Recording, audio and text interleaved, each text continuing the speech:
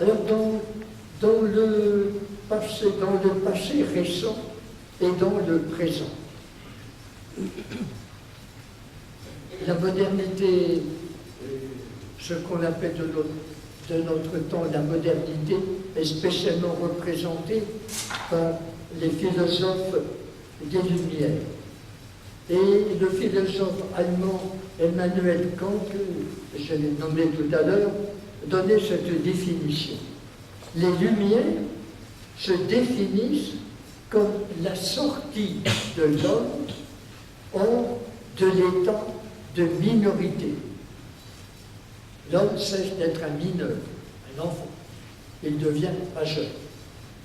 Ou dans l'état de minorité où il se maintient par sa propre faute. Si l'homme reste mineur, c'est parce qu'il ne veut pas prendre la responsabilité de ce qu'il croit, de ce qu'il dit, de ce qu'il enseigne. La minorité est l'incapacité de se servir de son entendement sans être dirigé par un autre. On veut toujours avoir derrière soi l'autorité d'un autre. Et, elle a donné cette devise, aie le courage de te servir de ton propre entendement. Voilà la devise des Lumières. Alors vous voyez comment cette devise des Lumières ose penser par toi-même, ose faire usage de ta propre intelligence. Comment cette devise des Lumières allait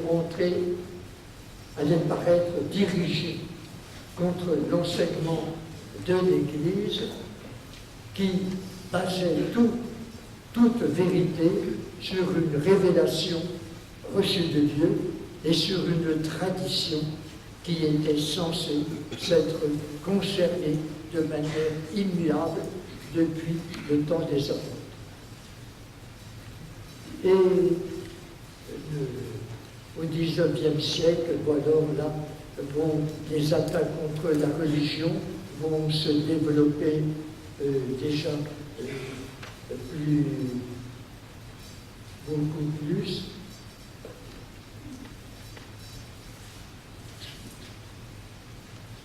Les Lumières, ce n'est pas seulement un mouvement philosophique, c'est aussi un mouvement de laïcisation et de sécularisation de la part de la société politique et civile. La société veut se débarrasser de l'autorité religieuse, surtout la société civile, et l'autorité politique veut se débarrasser de l'autorité romaine, puisque Rome prétendait même, comme on dit, le cas échéant, même dans le domaine temporel, s'il mettait en cause quelque chose de spirituel. Et donc, va venir l'émancipation politique, l'émancipation des classes sociales. La bourgeoisie va revendiquer les privilèges de l'aristocratie et bientôt les citoyens vont réclamer le respect de leur liberté politique, ils vont réclamer des droits politiques et c'est l'autorité, la démocratie qui va se mettre en marche. Or, auparavant, la plupart des sociétés étaient régies par des gouvernements aristocratiques et monarchiques, c'est-à-dire des gouvernements qui tenaient leur autorité d'en haut. L'autorité descend, elle vient de Dieu, dans la personne du roi d'abord, qui est lui-même sacré par le pape ou par l'évêque, avec de l'huile sainte, et ensuite qui descend aussi de haut en bas. Donc l'émancipation politique va venir avec les revendications démocratiques de la plupart des sociétés politiques au XIXe siècle, et va venir aussi la revendication des droits de l'homme et du citoyen. Donc, alors l'Église va se sentir attaquée par ces revendications de l'homme moderne, aussi bien par les revendications des droits politiques que par les revendications de la liberté d'opinion, de la liberté d'enseignement, de la liberté de penser. Et toutes ces libertés revendiquées par l'esprit moderne vont être condamnées par la plupart des papes du XIXe siècle. Je me bornerai à citer deux condamnations bien connues. Le syllabus du pape Pie IX en 1864, Vatican Ier, Vatican I les a aussi condamnés, et Pie X dans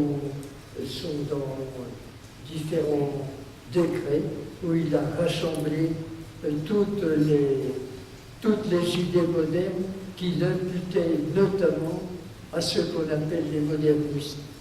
Or, qui étaient les modernistes?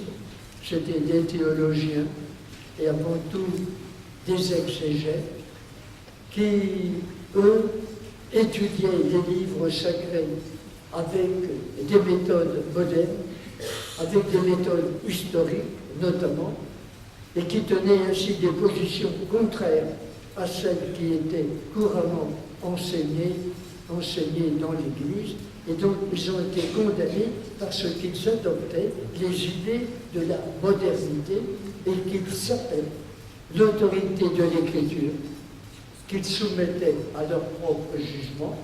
Ils ruminaient l'autorité du magistère, seul habilité à enseigner les Écritures. Ils ruminaient l'autorité de la tradition, puisqu'ils en venaient à montrer que la tradition de l'Église ne connaissait pas le sens littéral des Écritures et basait ses dogmes sur des arguments qui étaient avérés. Donc la papauté du XIXe siècle a condamné ces erreurs parce qu'elles se répandaient dans les idées, dans les esprits. Elles étaient mises en œuvre par les gouvernements européens. Ne pas oublier que jusqu'en 1870, le pape était lui-même un monarque, le chef d'un État, l'État du Vatican, qui comprenait une grosse partie de l'Italie, et le pape Pie IX, qui pourtant avait été passé pour un homme libéral, quand il a vu que son trône était attaqué par ces idées-là, eh bien il a réagi, il a senti l'Église attaquée en sa personne, attaquée même dans son pouvoir temporel. Et surtout, il dénonçait des erreurs nuisibles à la foi, et notamment la liberté de choisir sa propre religion, et des idées contraires aux mœurs, de divorce, par exemple. Ne pas oublier que le divorce était un délit, oui, au moins un délit, au moins encore au XXe siècle. L'adultère était condamné comme un crime, encore au XIXe. Influence de l'Église sur la société. Et le papauté jugeait toutes ces idées nuisibles à la société. Il était tellement persuadé que le pouvoir descendait uniquement que la papauté était certaine que tous les gouvernements démocratiques n'allaient pas tarder à se dissoudre, à se tomber par terre, être incapable de gouverner la société, incapable de se faire obéir, puisque les gouvernements de la démocratie se réclament de la volonté générale. Et puis, l'Église aussi avait peur que ces idées pénètrent dans l'Église. Elle a donc dénoncé la liberté d'interprétation de la Bible. Alors, les papes du début, de la fin du XIXe et du début du XXe siècle ont observé de très près ce qu'enseignaient ou ce qu'écrivaient les exégètes. Ils condamnaient toutes les... par exemple, dire que, l'exemple de tout à l'heure, que les 5 livres dits imputés à Moïse n'avaient jamais été écrits par Moïse, eh bien, c'était considéré comme une erreur très grave de dire cela. Et ceci pour la raison que la tradition avait toujours tenu que ces livres de la Bible avaient été écrits par Moïse, et donc on devait s'en tenir à ce qu'avait dit, à ce qu'avait enseigné la tradition, ceci encore la commission biblique en 1905.